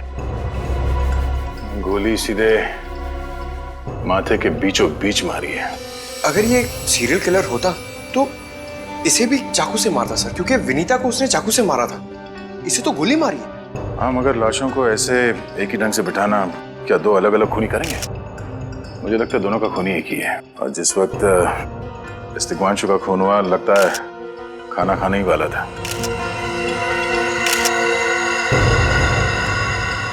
तो यहाँ पे दूसरी प्लेट भी पड़ी है, कहीं ऐसा तो नहीं कि ये तिग्मांशु की बीवी के लिए थी? मैम सब तो एक हफ्ते के लिए गाँव गई हुई है, एक हफ्ते के बाद लौटेगी। तो क्या घर में कोई और आदमी था जिसके लिए तिग्मांशु ने एक और प्लेट में खाना डाला? नहीं साहब। अच्छा, जब तुम घर वापस आए उस वक्त ये दरवाजा खुला था या बंद था? नहीं साहब, बंद था। तो फिर तुम घर के अंदर कैसे आए? साहब ने एक चाबी मेरे पास भी दे रखी है। जो कोई भी था, ऐसा लगता है कि तिग्मांशु उस आदमी को जानता था। एक काम करो सचिन, पंकज, घर की अच्छी तरह से तलाशी लो, देखो कुछ मिलता है क्या।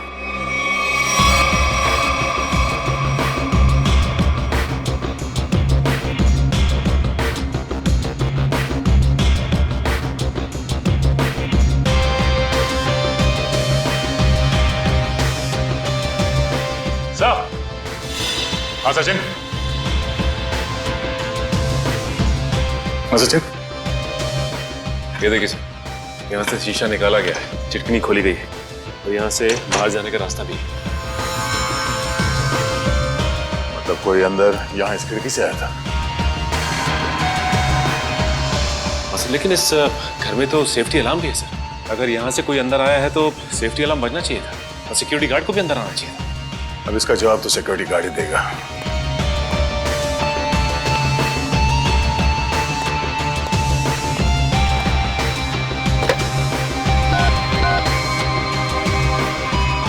Hello security.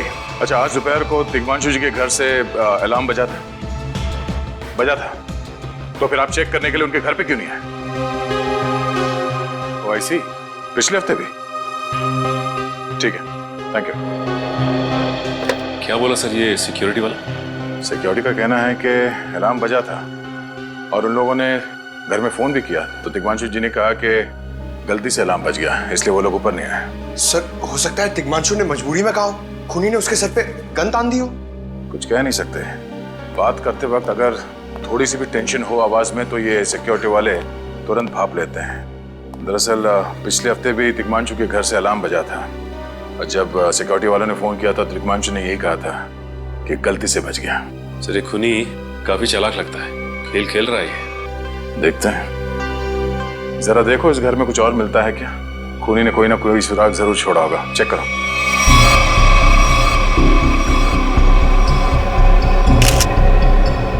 सर एक मिनट सर।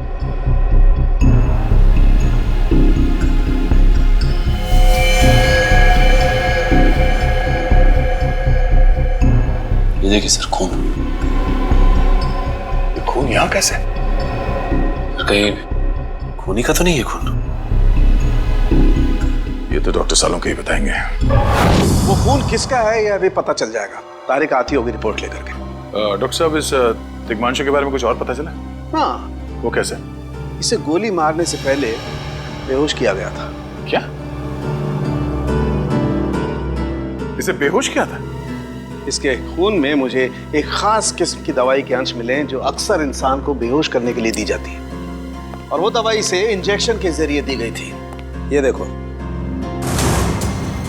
सर बहुत ही अजीब बात है, अगर खूनी इसे मारना चाहता था तो सीधा गोली मारकर इसका काम तमाम कर सकता था, फिर ये जहर की दवाई क्यों दी होगी? और सर एक और बात पता चली, दिग्मांशु जिस हालात में हमें मरा हुआ मिला था वो एंशिएंट कल्चर के हिसाब से प्रार्थना करने की पोजीशन, खाना खाने से पहले। तो फिर तो शांति और दिग्मांशु दोनों का खूनी एक ही आदमी है। ये खूनी के लिए ये हत्याएं जुर्म नहीं, एक जश्न है। इसीलिए उसने टेबल पे ये प्लेटें सजाई, उसमें खाना रखा, एक अपने लिए और एक दिग्मांशु के लिए। और सर दिग्मांशु को प्रार्थना की पोजीशन में बैठा के उसने गोली मार दी। सर मैंने कहा था ना, ये खूनी एकदम सरफिरा है सर। हाँ सर, लगता है ये खूनी अपने आप को बहुत शक्तिशाली महसूस करता है। जिस वक्त इन सब की गर्दनें झुकी होती हैं उसके सामने उसे आनंद आता है। नहीं सचिन, खूनी का मकसद लोगों को अपने सामने झुकाना नहीं बल्कि अपने लिए प्रार्थना करवाना था। क्या मतलब? ये रही उस खून की रिपोर्ट। ये खून ना ही दिग्मांशु का है और ना ही उसके घर वालों का, ये खून उस खूनी का ही है। खूनी का? मगर वहां तो हाथापाई के कोई निशान नहीं मिले और उस जगह को देख के ऐसा लगा भी नहीं कि दिग्मांशु ने सेल्फ डिफेंस में खूनी के ऊपर हमला किया होगा। वो इसलिए दया क्योंकि ये खून खूनी ने अपने मुंह से थूका था। हमें इसके खून में से इसके सलाइवा के कुछ अंश भी मिले। उसकी तबीयत खराब है क्या? हाँ, वो बीमार है। उसके खून में एथिमोलाइसिन नाम की दवाई का अंश मिले हैं और उसका कीमोथेरेपी हुआ था। इसका मतलब उसे कैंसर है, ब्रेन का कैंसर, लास्ट स्टेज का ब्रेन कैंसर। इसीलिए वो लोगों से अपने लिए प्रार्थना करवा रहा है ताकि उसकी बीमारी ठीक हो जाए। हमारे क्रिमिनल डेटाबेस में चेक करो, पता करो ये कोई पुराना पापी तो नहीं है। नहीं सर, उस खूनी का हमारे क्रिमिनल डेटाबेस में कोई रिकॉर्ड नहीं है। कोई इतिहास नहीं है? नहीं सर। सर दिग्मांशु की पूरी कुंडली निकाल के लाओ सर। प्रमोद की तरह इसकी पहचान भी नकली है। व्हाट? हाँ सर, ये देखिए, उसका असली नाम राकेश है और जिस तरह प्रमोद को 400 BC की आदत थी, ठीक उसी तरह राकेश भी भोली भाली लड़कियों को फंसाता था शादी के झांसे में। कई लड़कियों ने आत्महत्या की है इस दिग्मांशु और राकेश के चक्कर में। हाँ सर, शादी के बाद उनके पैसे लेके ये गायब हो जाता। सर इसका मतलब खूनी ने 2 ऐसे लोगों को मारा जो पहले से मुजरिम थे। शायद उसने सोचा होगा कि मरने से पहले कुछ अच्छे कर्म कर लूं। नहीं श्रेया, जरूर कोई रिश्ता रहा होगा उसका इन दोनों अपराधियों के साथ। पता करो इन दोनों अपराधियों का केस किस पुलिस स्टेशन में फाइल किया गया था? सर, ब्रेन कैंसर के जितने भी पेशेंट्स हैं शहर में, उन सबकी लिस्ट मिल गई है सर। कुल मिला के ऐसे 50 पेशेंट्स हैं, जिसमें से 10 पेशेंट्स ऐसे हैं जो कैंसर की लास्ट स्टेज पे हैं। उनमें से 4 औरतें हैं, बचे 6। हाँ सर, और इन 6 में से 4 ऐसे हैं जो 70 साल से ऊपर के बुजुर्ग हैं। अब बचे 2, ये उदय और भानु। तुम इन दोनों से मिले? हाँ सर, ये उदय 6 महीने से हॉस्पिटल में है। और भानु? भानु सर 1 महीने से हैदराबाद में। ये कैसे हो सकता है सचिन? अगर वो मुजरिम इसी शहर में है तो कहीं ना उसका इलाज चल रहा होगा ना कहीं से वो दवाई खरीदता होगा। वांची सर, इस शहर में जितने भी केमिस्ट है जहाँ पे ब्रेन कैंसर की दवाइयाँ बेची जाती है, उन सब की लिस्ट चाहिए मुझे। सब पता चल गया। त्रिलोक और राकेश दोनों के खिलाफ एक ही थाने में केसेस दर्ज किए गए थे, जगतपुरी थाने। इस केस का पूरा इतिहास जगतपुरी थाने से ही पता चलेगा। एक्सक्यूज मी, यस, आपकी दुकान पे ब्रेन कैंसर की दवाइयाँ बेची जाती हैं? जी हाँ, हमारी दुकान उन चुनिंदा दुकानों में से है जहाँ ये दवाई आपको मिलेगी। वैसे ये दवाइयाँ बहुत कम लोग खरीदते होंगे नहीं? जी बहुत महंगी है एक्चुअली। अच्छा, जो लोग ये दवाइयाँ खरीदते हैं उनकी लिस्ट मिल सकती है हमें?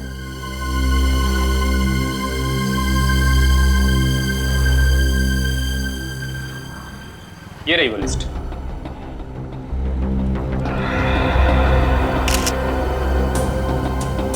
तपन, उदय और नितिन, ये तीनों लोग तो उस मरीज की लिस्ट में थे। अच्छा, आपको पूरा यकीन है कि इनके अलावा और कोई नहीं आता ये दवाई लेने के लिए? जी नहीं, लेकिन हो सकता है कोई गैर कानूनी तरीके से ये दवाई खरीद रहा हो। ये दवाइयाँ काफ़ी महंगी है ना, आम आदमी इसका खर्चा नहीं उठा सकता। अच्छा, आप किसी ऐसे आदमी को जानते हैं जो ये गैर कानूनी काम करता है? एक आदमी है, आंद्रे नाम है उसका। प्यार से लोग उसे एंडी कहते हैं। ये जो ज्वाला रोड पे पब्लिक पार्क है ना, अक्सर वहीं मिलता है।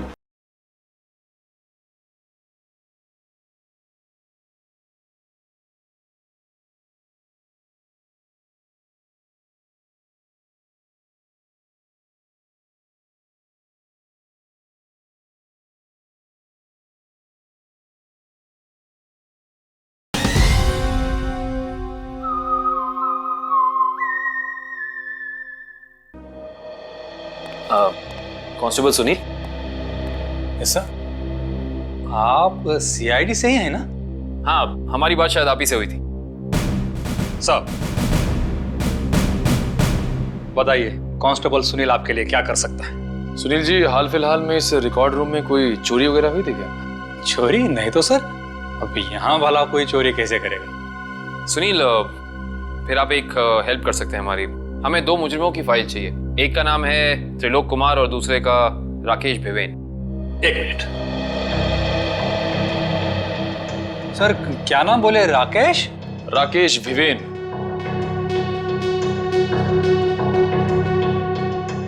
कमाल है, इसकी फाइल तो है नहीं यहाँ। अच्छा, वो दूसरा नाम क्या बोले? त्रिलोक कुमार। इसकी भी नहीं है? दोनों की फाइल्स नहीं। हाँ सर, लेकिन यहाँ पर चोरी की तो कोई घटना नहीं घटी। पता नहीं फाइलें गायब कैसे हो गई। सुनील, यहाँ याद करने की कोशिश करो, हाल ही में कोई दुर्घटना घटी थी क्या?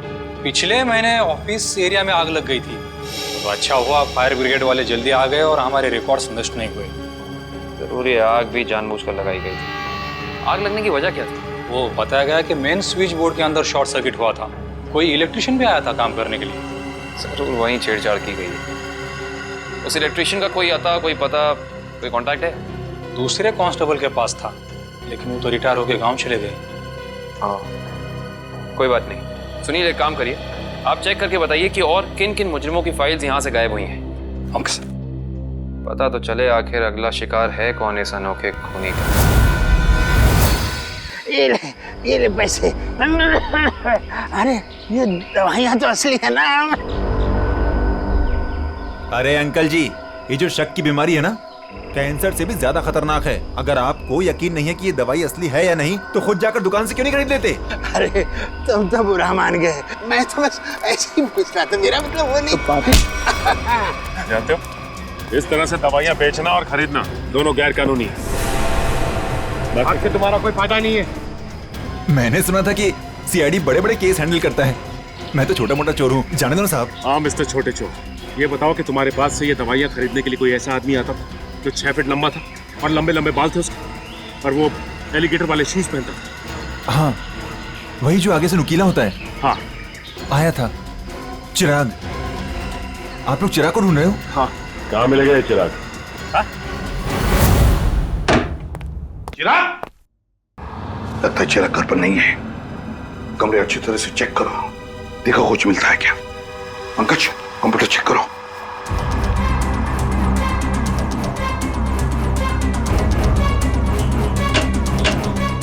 सर, ये देखिए, पूरी अलमारी गन्स और चाकू से भर रखी इस चिराग ने। My God. सर, हाँ, अंदर के कमरे में से ये खून से भरे हुए कपड़े मिले। पुलिस रिकॉर्ड रूम से फोन है। देखो। हेलो, जी कहिए। कौन? संदीप, स्वाधीन और हेमंत। ओके, ठीक है। कौन है ना? सर, त्रिलोक और तिग्मांशु की तरह इन तीनों की फाइल भी चोरी हुई है पुलिस रिकॉर्ड रूम से। मतलब अभिजीत, अब ये चिराग इन तीनों में से किसी एक को मारने वाला है। सर एक सेकंड, ये देखिए सर, इस कंप्यूटर की फाइल में इन तीनों की फाइल है। सर, ये तीनों भाई हैं और बदमाश भी हैं और इन्होंने 3 खून किए हुए हैं सर। यहाँ पे 2 एड्रेस है, एक चीकूवाड़ी और एक चारको। चारको पर चीकूवाड़ी। एक काम करते हैं अभिजीत, हम दोनों चीकूवाड़ी चलते हैं और तुम लोग तीनों भी चारको चले जाओ। Yes sir. हाँ सर। चलो अभिजीत।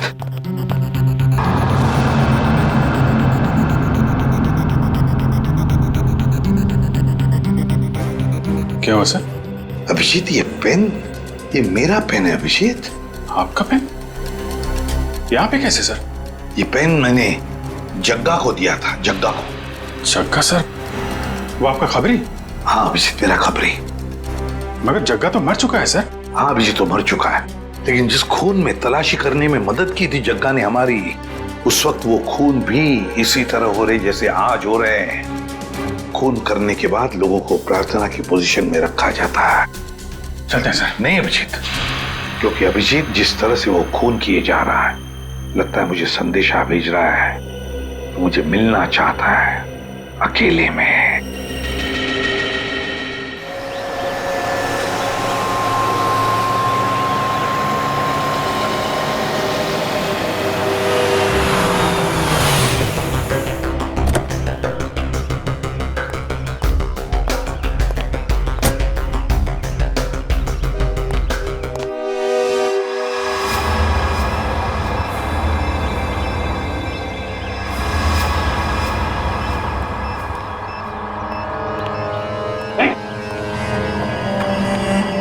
प्लीज हमें बचा लीजिए, किसी तरह हमें मार डालेगा।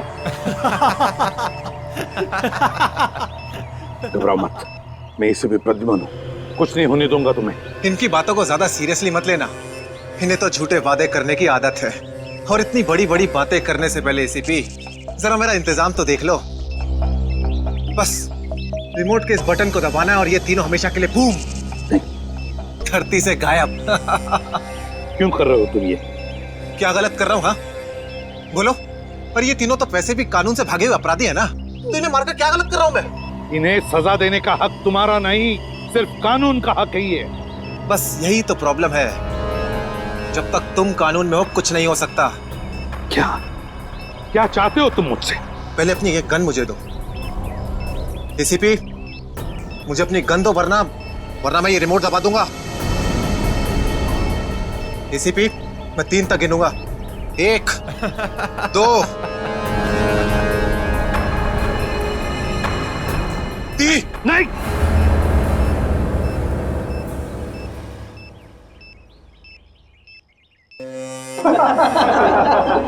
बहुत अच्छे, बहुत अच्छे। तो तुम जानना चाहते थे ना कि मैं तुमसे नफरत क्यों करता हूँ? जग्गा खबरी का नाम ध्यान है? याद है मुझे, मैं उन्हीं का बेटा हूँ। पता चल चुका था मुझे। एसीपी, तुमने मेरे पिताजी से वादा किया था ना कि तुम उनका बाल भी बाका नहीं होने दोगे, फिर क्यों नहीं बचा सके उन्हें? बोलो। देखो चिराग, तुम्हारे पिताजी की मौत का बोझ आज भी मेरे दिल पर है। बंद करो ये तुम्हारा नाटक। उस वक्त कहां थे तुम जब मेरे पिताजी की मौत के बाद मैं और मेरी मां दर दर की ठोकरें खा रही थी? खाने के पैसे तक नहीं थे हमारे पास। तो तुम मेरे पास चले आते, मैं कुछ मदद कर सकता था तुम्हारी। क्या कर लेते तुम? हाँ, सिवाय झूठे वादों के।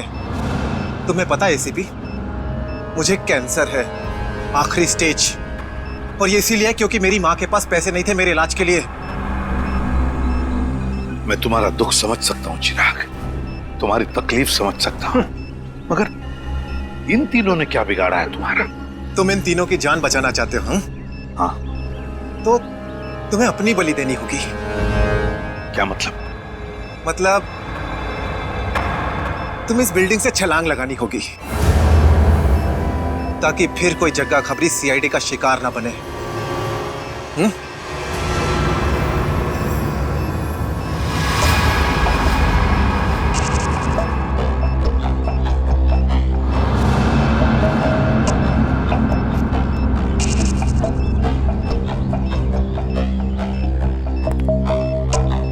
ठीक है, मंजूर है।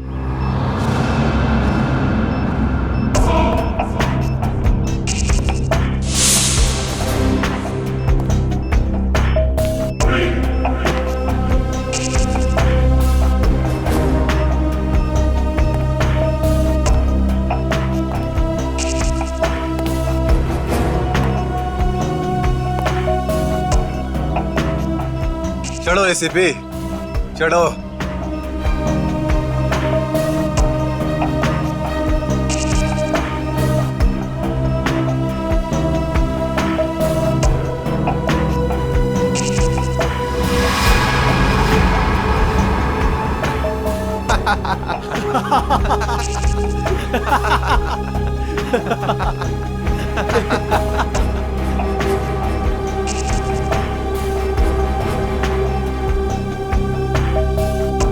ऊपर जाकर मेरे पिताजी से माफी जरूर मांग लेना। क्या हुआ? मौत को इतना नजदीक देखने से पांव कांपने लगे? एसीपी आज तक अपनी मौत को अपनी हथेली पर लेकर ही चला है, समझे? मौत से कभी डरा नहीं है वो। इतनी बड़ी बड़ी बातें, अब बातों का वक्त नहीं है, अब एक्शन का वक्त है। कूदो एसीपी, छलांग लगाओ और अपनी ये बेहतरीन जिंदगी को अलविदा कह दो। चलो। एक मिनट, मैं जरूर कूदूंगा, लेकिन तुम पर कैसे विश्वास कर सकता हूं कि मेरे कूदने के बाद तुम इन तीनों को छोड़ दोगे? तुम्हारे पास और कोई चारा भी नहीं है। कूदो एसीपी, वरना मैं इस रिमोट का बटन दबा दूंगा।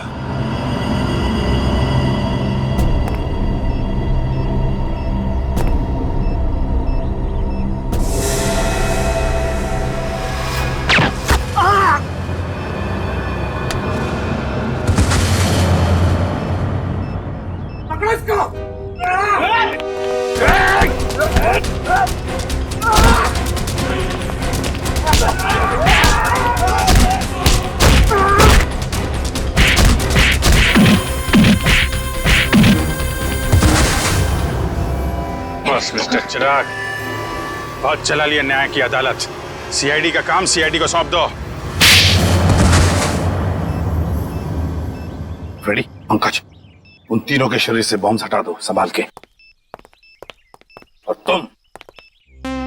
तुम मेरे दोस्त, मेरा कबरी जग्गा के बेटे लगते ही नहीं।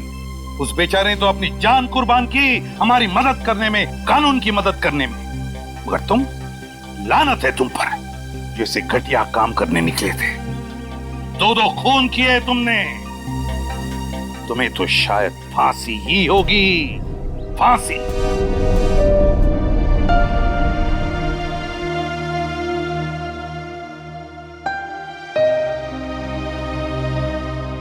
बड़े बुजुर्ग कह गए कि अगर कोई चिंता सताए तो उस चिंता को अपने कलेजे के अंदर अंगार बनने नहीं देना चाहिए। कलेजा जल जाता है। मुझे कोई चिंता नहीं सता रही है। In fact I think I am the luckiest girl in the world right now. CID में सब मेरे काम से खुश हैं। मेरे पास तुम दोनों जैसे दोस्त हैं। मेरी शादी होने वाली है। एक लड़की को और क्या चाहिए होता है? शायद प्यार। प्यार भी तो है ना मेरे पास। मम्मी पापा का प्यार, दोस्तों का प्यार और सिद्धार्थ का प्यार। जुबान की बात दिल से मेल नहीं खा रही है श्रेया। मतलब ये कि दिल की बात जुबान पे लाने का वक्त आ गया है श्रेया। वो श्रेया कहाँ गई? हाँ, जो अपने सारे डिसीजंस खुद लेती थी, जिससे पता था कि उसको अपनी जिंदगी में क्या चाहिए। हाँ श्रेया, अब वक्त आ गया है, तुम्हें किसी एक को चुनना ही होगा। और अगर तुमने एक स्ट्रॉन्ग डिसीजन नहीं लिया ना, तो उसका असर तुम्हारी जिंदगी पर नहीं, बाकी 2 जिंदगियों पर भी पड़ेगा। मैं क्या डिसीजन लूं? किसे चुनूं? उस इंसान को जिसे मैं बहुत प्यार करती हूं, पर उन्होंने कभी अपने प्यार का इजहार नहीं किया, या शायद वो मुझसे प्यार करते ही नहीं, या फिर उस इंसान को जो मुझसे बहुत प्यार करता है, मुझे पलकों पर बैठा कर रखता है। मगर यहाँ पे इम्पोर्टेंट सवाल ये है कि तुम किससे प्यार करती हो? नहीं तारिका, यहाँ ये बात इम्पोर्टेंट है कि अब मैं पीछे नहीं हट सकती। मेरे किसी भी डिसीजन से ना सिर्फ सिद्धार्थ को, बल्कि उसकी और मेरी फैमिली को बहुत दुख होगा। बच्चों जैसी बातें मत करो श्रेया। हर माँ बाप चाहते हैं कि उनके बच्चे को जिंदगी की हर खुशी मिले। तुम सिद्धार्थ के साथ खुश नहीं रह पाई तो क्या अंकल आंटी खुश रह पाएंगे? और अगर तुम खुश नहीं रही तो क्या सिद्धार्थ खुश रह पाएगा? तुम्हारा एक कदम श्रेया बहुत सारी जिंदगियों को अफेक्ट करेगा। तुम बस दिल से काम लो। देखो, दिल हमेशा सही रास्ता दिखाता है। ठीक है, अब से मैं अपने दिल की बात सुनूंगी।